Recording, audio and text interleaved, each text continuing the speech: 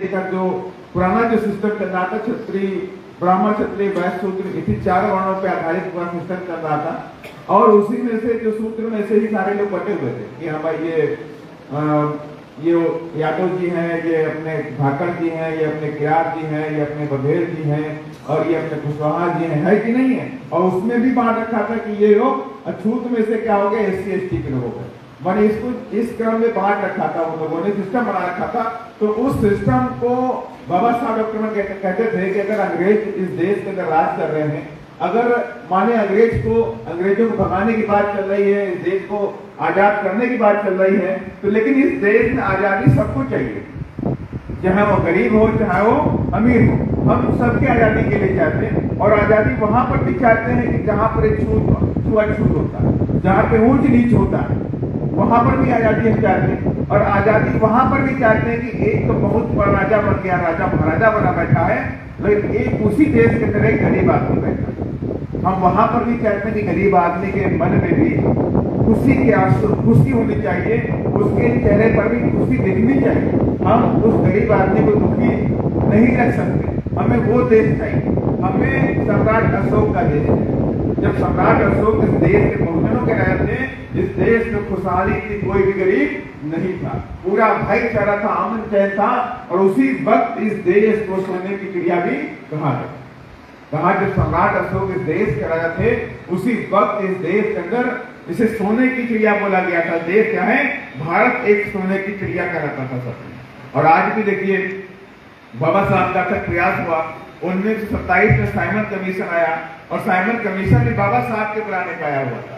जब 1921-22 में बाबा साहब डॉक्टर अम्बेडकर अंग्रेजों के बीच में गए, उन्होंने पूरे देश के बारे में बताया, इस देश के अंदर छुआछूत होता है, एक कौम को तो पानी पीने का भी अधिकार नहीं है, कुत्ते बिल्ली पानी पी सकते हैं तालाबों में, लेकिन एक आदमी पानी नहीं पी सकता, इंसान पानी नहीं पी सकता है। तो इस तरह की भेद भावना, इस तरह का छुआछूत, इस तरह की दुर्भावना देश के अंदर है, तो इसको कैसे खत्म करेंगे आप? मैं चाहता हूं इसके अंदर इसको खत्म करिए, और मैं चाहता हूं इस देश के अंदर भाईचारा हो।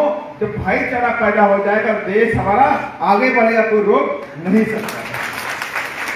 इस बात को लेके जो साइमन कमीशन आई, साइमन कमीशन के सामने बाबा साहब डॉक्टर अम्बेडकर ने पूरे देश के अंदर जा जाकर साइमन कमीशन के लोगों को दिखाना शुरू किया कि भाई इस देश के अंदर इस तरह की व्यवस्था है, इस व्यवस्था को खत्म करना चाहिए आपको। तो बाबा साहब जब ये घूम रहे थे साइमन कमीशन के साथ में, तब कांग्रेस के लोगों को लगा यार ये तो बाबा साहब डॉक्टर अम्बेडकर इनको लिए घूम रहे हैं, ये पूरी सच्चाई बता देंगे, ये सब पूरी पोल पट्टी खुल जाएगी हमारी। तब कांग्रेस ने कहा Simon go back, Simon go back. कहानी क्या, हम लोग भी कहते थे छोटे बच्चे कि Simon go back, Simon go back. बच्चे खेलते थे, हम लोग मतलब अगस्त में कहीं भी ऐसा होता था, बोलते थे साइमन गो बैक, पता ही नहीं था साइमन गो बैक माने क्या था। जब बाद में हम लोगों ने इतिहास पढ़ा, जाना सब कुछ क्या है, तो हमको लगा ये तो उल्टे ही घुमा रहे थे हम लोगों को। साइमन गो बैक का विरोध किया गया, साइमन का विरोध किया गया। तो साइमन, तो बाबा साहब ने कहा भाई विरोध क्यों कर रहे हैं, अंग्रेजों ने कहा कि विरोध क्यों कर रहे हैं, हम तो इस देश को जानने के लिए आए हैं, हम तो इस देश के गांव-गांव में जाकर के इस देश की जो प्रॉब्लम है उसको देखना चाहते हैं, उसको सोल्यूशन को हम निकालना चाहते हैं, तो हमारा विरोध क्यों हो रहा है। तब कहा कि आपकी जो कमेटी है साइमन की, इसमें कोई भारतीय नहीं, इसलिए हम आपका विरोध कर रहे हैं। जब कोई बात नहीं बनी थी बोल दिया, तो बाबा साहब उसमें मेंबर बन गए, कई और लोगों ने मेंबर बन गए। तो साइमन ने पूरे देश के अंदर सर्वे किया, और सर्वे करने के बाद 1935 में जाकर के फर्स्ट इंडिया एक्ट बनाया, और फर्स्ट इंडिया एक्ट बना गोलमेज सम्मेलन के बाद। तो उसी के अंदर अलग अलग सब कुछ चिन्हित किया गया कि किनको कितना लाभ हम सरकारी दे सकते हैं, इनको उठाने के लिए, इनकी गरीबी से इनको निकालने के लिए, सामाजिक रूप से वो नीचे हैं, इनको सामाजिक रूप से बराबरी देने के लिए, तो इनको कैसे बराबर ला सकते हैं, तो उसके लिए इस देश के अंदर रिजर्वेशन सिस्टम लागू किया गया। 1942-43 में SC ST बनाया गया, SC ST के लोगों को रिजर्वेशन मिल गया, लेकिन OBC के लोगों को रिजर्वेशन नहीं मिला। जब वो सारे जो सिस्टम था उस सिस्टम में से SC ST निकाल लिए गए, जो बाकी लोग बच गए, तो उनको नाम क्या दिया जाएगा, माने कि उस वक्त जो सिस्टम भाई था सबको पता है, भाई ब्राह्मण था, क्षत्रिय था, वैश्य शूद्र था, चौथा कोई सिस्टम था ही नहीं। तो कहा इस सिस्टम में से जो लोग SC ST बन गए वो शेड्यूल बन गया, अब जो लोग बचे हुए हैं उनका नाम क्या होगा, तब उनका नाम OBC रखा गया। माने कि जो अदर बैकवर्ड, जितने सारे बैकवर्ड क्लास के लोग थे उसमें जो बच गए उनको बोला गया अदर बैकवर्ड क्लास, माने OBC के लोग। इनको अभी कोई लाभ नहीं मिला। तो उनको जब लाभ नहीं मिला, बाबा साहब डॉक्टर अम्बेडकर कानून मंत्री बने, संविधान बनाना शुरू कर दिया, तो बाबा साहब डॉक्टर अम्बेडकर को ओबीसी के लोगों ने लखनऊ में बुलाया। 25 अप्रैल 1948 को बाबा साहब कानून मंत्री बन करके ओबीसी के लोगों ने बाबा साहब को लखनऊ बुलाया और बाबा साहब से कहा कि बाबा साहब डॉक्टर अम्बेडकर हम आपसे रिक्वेस्ट करने के लिए आपको बुलाए हुए हैं, और कहा ये ओबीसी के लोग बैठे हुए और इनका ये कहना है कि एससी एसटी के बच्चों को तो रिजर्वेशन मिल रहा है, उनको शिक्षा में और नौकरियों में रिजर्वेशन मिलेगा, संविधान जब लागू हो जाएगा तो उनके बच्चों को शिक्षा में और नौकरियों में रिजर्वेशन मिलेगा, लेकिन ओबीसी के बच्चे क्या करेंगे? ओबीसी के बच्चे कैसे आगे बढ़ेंगे? ओबीसी के बच्चे डॉक्टर कैसे बनेंगे? ओबीसी के बच्चे इंजीनियर कैसे बनेंगे? कलेक्टर कैसे बनेंगे? एसपी कैसे बनेंगे? तो बाबा साहब डॉक्टर अम्बेडकर ने कहा कि मैंने तो आप लोगों को साइमन कमीशन जब आया हुआ था तब तो मैंने आप सभी लोगों को बुलाया हुआ था, लेकिन आप लोगों ने तो मेरी बात को नहीं माना।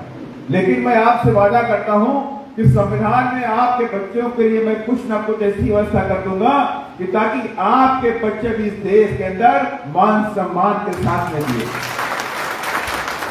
ये बात बाबा साहब ने बोली और बाबा साहब ने यह भी कहा कि मैं ये नहीं कहता कि आप दलितों के साथ में रोटी और बेटी का रिश्ता रखें, लेकिन आपकी राजनीतिक सोच एक होनी चाहिए, और जिस दिन आपकी राजनीतिक सोच एक हो जाएगी उसी दिन आप इस देश के राजा बन जाओगे, काबिल हो जाओगे।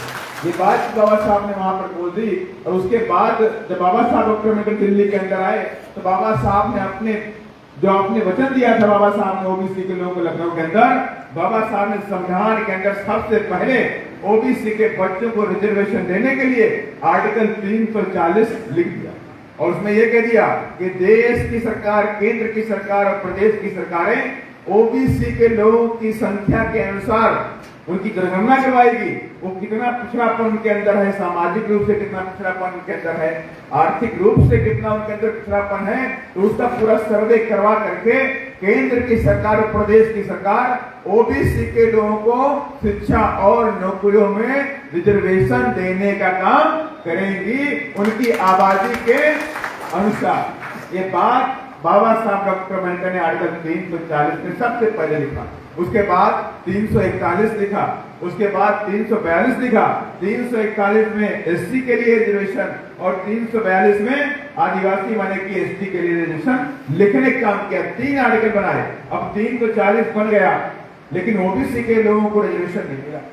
देश आजाद हो गया था पहले, संविधान भी बन गया, 26 जनवरी 1950 को संविधान लागू भी हो गया, लेकिन उसके बाद भी ओबीसी के बच्चों को रिजर्वेशन देने के लिए कोई सरकार आगे नहीं आ रही। तब बाबा साहब डॉक्टर अम्बेडकर ने फिर राष्ट्रपति जो थे राजेंद्र प्रसाद जी, उनको चिट्ठी लिखी और उनसे कहा कि हमने जब इस देश के अंदर 26 जनवरी 1950 को इस देश के अंदर रिजर्वेशन वो संविधान लागू हो गया है, तो संविधान में लिखी सारी बातें भी लागू होनी चाहिए। ये बात बाबा साहब ने कही और राजेंद्र प्रसाद जी से कहा ये आपकी जिम्मेदारी बनती है कि संविधान में लिखी सारी बातों को इंप्लीमेंट करवाएं और ओबीसी के लोगों को रिजर्वेशन दिलवाएं। और उसके बाद तुरंत वहां पर आदेश हुआ कि एक काका का लेकर आयोग बनाया। ये बाबा साहब ने प्रयास किया। उसके बाद काका का लेकर आयोग बनाया गया। काका का लेकर आयोग ने पूरे देश के अंदर सर्वे करके एक रिपोर्ट पेश कर दी। रिपोर्ट पेश की, कहा ओबीसी को रिजर्वेशन मिलना चाहिए, करीब 52% रिजर्वेशन की उसने बात कर दी कि 52% रिजर्वेशन ओबीसी के बच्चों को नौकरियों में और शिक्षा में मिलना चाहिए। लेकिन काका का लेकर की आयोग को भी इन लोगों ने डिनाई कर दिया। कांग्रेस की सरकार थी, वो लोगों ने मना कर दिया, नहीं क्या ओबीसी के बच्चे क्या करेंगे। अब आप सोच सकते हैं उनकी सोच क्या थी कि तेली कुम्हार ये सब लोग क्या विधानसभा में जाकर के क्या चलाएंगे, हल चलाएंगे क्या, इनको विधानसभा में बैठने की जरूरत क्या है। तो ऐसी पहले उनकी सोच थी। तो बाबा साहब ने कहा कि नहीं इनको रिजर्वेशन मिलना चाहिए, तो काका का लेकर आयोग बनाया गया। काका का लेकर आयोग ने रिजर्वेशन की रिकमेंडेशन करी, उसको कांग्रेस ने सिरे से खारिज कर दिया, कहा नहीं किसी को रिजर्वेशन नहीं मिलेगा, ये रिपोर्ट गलत है। उसके बाद फिर संघर्ष शुरू हुआ। संघर्ष शुरू होने के बाद मंडल कमीशन बनाया गया।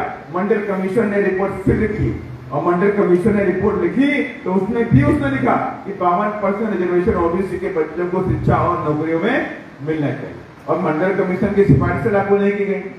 अब मानवर कांसीराम साहब, आप सबको पता है कि जब मानवर श्री कांसीराम साहब आप सबके बीच में भी आए होंगे, कभी ना कभी तो आए होंगे शिवपुरी में, आए कि नहीं आए? आए कि नहीं आए? लेकिन पीछे के लोग कर रहे आए। जब मानवर कांसीराम साहब शिवपुरी आए होंगे तो आरक्षण की बात तो जरूर की होंगे और मंडल कमीशन की बात भी जरूर की होंगी उन्होंने। तो उन्होंने कहा कि हम चाहते हैं कि ओबीसी के बच्चों को इस देश के अंदर रिजर्वेशन मिलना चाहिए और मंडल कमीशन की जो सिफारिशें बंद बस्ते में पड़ी हुई है उस बस्ते को निकाल करके फिर से मंडल कमीशन की सिफारिशों के अनुसार ओबीसी के बच्चों को नौकरियों में और शिक्षा में रिजर्वेशन मिलना चाहिए। और इसके लिए माननीय कांसीराम साहब ने पूरे देश के अंदर धरना प्रदर्शन किया, 300 बड़े सम्मेलन किए, 6 महीने के ऊपर 6 महीने तक दिल्ली के वोट क्लब पर जाकर के धरना प्रदर्शन करने का काम किया और डेली 300 जाटों, अहिरवार, तोहरों के बच्चों को वहां पर गिरफ्तारी भी देने का काम किया। कहा हमारे 300 पार्टी के जाबाज सिपाही जब तक मंडल कमीशन की सिफारिशें लागू नहीं हो जाएंगी 300 लोग डेली अपनी गिरफ्तारी देने का काम दिल्ली में करेंगे। 300 जवान, बीएसपी के 300 जवान, उन लोगों ने 300 जवान 6 महीने तक गिरफ्तारी देने का काम किया साथियों, है नहीं? और उसके बाद मंडल कमीशन की सिफारिशें लागू करने के बाद आई तो सबसे पहले क्या हुआ आप सबको पता है कि मंडल कमीशन की सिफारिशें ऐसे लागू नहीं हुई, बीपी सिंह की सरकार बनी और बीपी सिंह की सरकार जब बनी तो उनको सांसदों की कमी पड़ गई। 3 सांसद को चाहिए थे और बीएसपी के 3 सांसद बन गए थे। आदरणीय बहन जी बनी थी, पंजाब से बने थे, तो 3 सांसद हमारे बनकर आए और बीपी सिंह ने कहा कि मानव साहब मैं चाहता हूं कि आप मेरी पार्टी में मुझको एज ए प्रधानमंत्री के रूप में मुझे सपोर्ट कर दीजिए। तो मानव कांसीराम साहब ने कहा कि हम भाई सपोर्ट करेंगे लेकिन हमारी कुछ शर्तें होंगी। बीपी सिंह ने कहा कि हमारी शर्तें होंगी। तो मानव श्री कांसीराम साहब ने कहा कि आप, बीपी सिंह ने मानव साहब से कहा कि आप क्या चाहते हैं, आप जो मंत्रालय चाहिए आपको मंत्रालय हम देने को तैयार हैं। अगर आप होम मंत्री मानना चाहते हैं होम मंत्री बन जाइए, आप रेल मंत्री बनना चाहते हैं तो रेल मंत्री बन जाइए। तो मानव कांसीराम साहब ने, आलिया बहन जी ने कहा मुझे मंत्री नहीं बनना है, कहा कि मेरी जो डिमांड है वो सुन लीजिए। कहा कि सबसे पहली डिमांड मंडल कमीशन की सिफारिशों को लागू करिए और दूसरी डिमांड कि बाबा साहब डॉक्टर अम्बेडकर को इस देश के अंदर भारत रत्न देने का काम करें। ये 2 डिमांड बीपी सिंह जी के सामने बहन जी ने और मानव साहब ने रखी। तो बीपी सिंह तो हिल गए लेकिन वो सरकार को बचानी थी और कहा लगा अगर हमने इनका समर्थन लिया नहीं तो मेरी सरकार गिर जाएगी। तो बीपी सिंह जी ने बीएसपी की बातों को मान करके ओबीसी के रिजर्वेशन को लागू कर दिया और मंडल कमीशन की सिफारिशों को लागू कर दिया था। और उसी के बाद से देश के अंदर ओबीसी के बच्चे कलेक्टर बने, डिप्टी एसपी बने, लेखपाल बने, इंजीनियर बने, डॉक्टर बने। 1990 से पहले का रिकॉर्ड आप चेक कर लीजिए, आपको एक भी कलेक्टर ओबीसी का बच्चा आपको दिखाई नहीं पड़ेगा। कलेक्टर तो छोड़ दीजिए, चाहे धाकर हो, चाहे यादव हो, चाहे कुशवाहा हो, अगर बीएसपी नहीं होती तो एमएलए और एमपी भी नहीं बन पाते। मैं अगर सही नहीं बोला तो बताइए, अगर बीएसपी नहीं होती क्या धाकर का बच्चा कोई एमएलए बनता? कभी ये कुशवाहा का बच्चा मंत्री बनता? कभी नहीं बनता। ये बीएसपी के देन है। ये इनसे जब उनको लगा कि बीएसपी तो पिछड़ों की बात करती है, बीएसपी तो गरीबों की बात करती है और बीएसपी पूरी तेजी से आगे बढ़ रही है, तब इन लोगों को मजबूरी में इन लोगों को मुख्यमंत्री तक बनाना पड़ गया था। ओबीसी का आज मुख्यमंत्री बनाते हैं तो डर है कि हाँ अगर इनको मुख्यमंत्री नहीं बनाएंगे तो ये सारे ओबीसी के लोग एक हो जाएंगे और कहीं इन लोगों ने नीला झंडा हाथ से निशान थाम लिया तो दिल्ली की गद्दी तक पहुंच जाएंगे।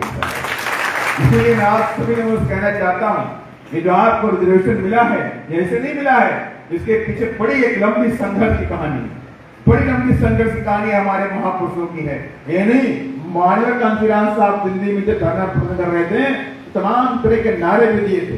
कहा कि मंडल से लेंगे एसपीडीएम, बोर्ड से लेंगे सीएमपीएम। कहा कि नहीं कहा? ये नारे किसने दिए? मानव श्री कांसीराम साहब ने उस वक्त दिए जब मंडल कमीशन की सिफारिशों को लागू करने के लिए हम लोग धरना प्रदर्शन कर रहे थे। यही नहीं कहा मंडल कमीशन लागू करो वरना कुर्सी खाली करो।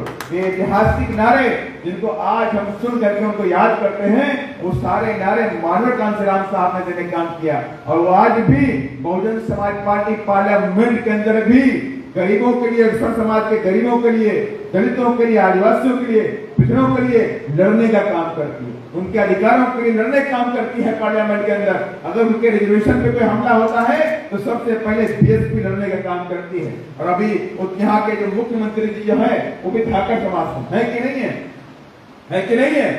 और उन्हें कहा भी है कि मध्य प्रदेश के अंदर 52% के लोग जो आबादी है वो भी सीख है।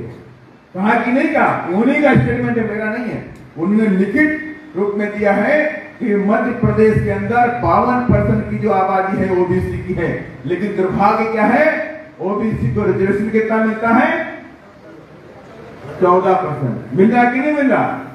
माने कि मुख्यमंत्री तो ओबीसी का बना देंगे, लेकिन आपको 52% रिजर्वेशन नहीं देंगे। उस मुख्यमंत्री बनने से कुछ नहीं बना होने वाला। मैं कहता हूं आप मुख्यमंत्री आप बन जाओ, लेकिन ओबीसी के बच्चे को 52% रिजर्वेशन दे दो, 52% रिजर्वेशन दे दो।